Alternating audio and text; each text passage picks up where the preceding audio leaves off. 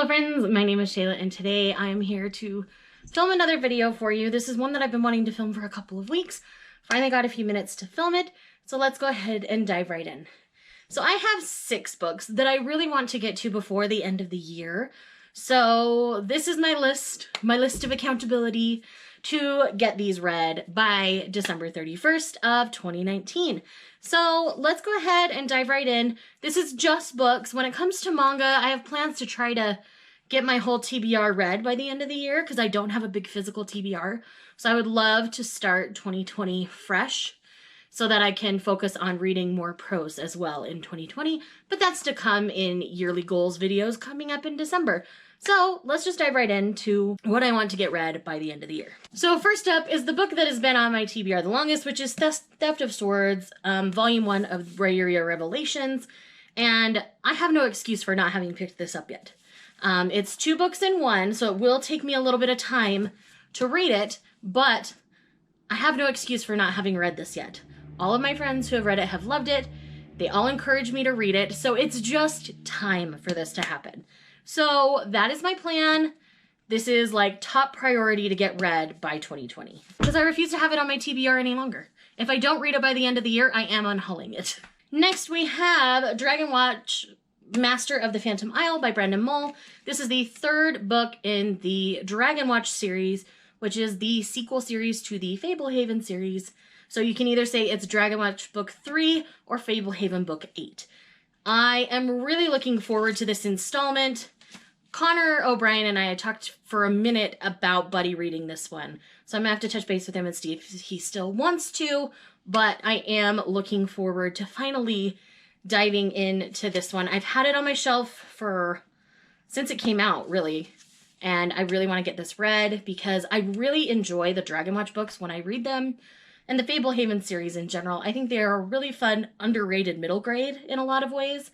I know not everyone loved the first Fablehaven book, but I feel like it got better as the series went along, and this series has been really enjoyable for me as well. So I do recommend picking these up if you have a chance. Next, we have The Never Tilting World by Ringe Pecco. I have not read any Ringe Pecco, and my girl Mel over at Mel to the Annie adores Ringe Pecco. So it's high time that I finally try one. The description on this one sounded the most interesting out of her works to me. So I wanted to try the one I was most interested in first. And if I love it, I plan on trying more Ringe Pecco books as well. And this just looks like a fantastic fantasy. I haven't been reading too many fantasies this year, so I'm probably going to spend a lot of December reading fantasy. And as you can tell, this is like the 3rd fantasy in this stack. All of them are fantasy, except one. So 5 out of the 6 are fantasy. So clearly you're going to see a lot of fantasy content coming on my channel. Next is one that I do have plans to buddy read. I think it's starting next week with Lindsay over at Lindsay Tutt. And this is a great choice for the Buzzword Readathon if you are participating in that. And that is Gideon the Ninth. Again, Melanie convinced me that I needed to try this book, essentially. And so we've got our page breakdown there.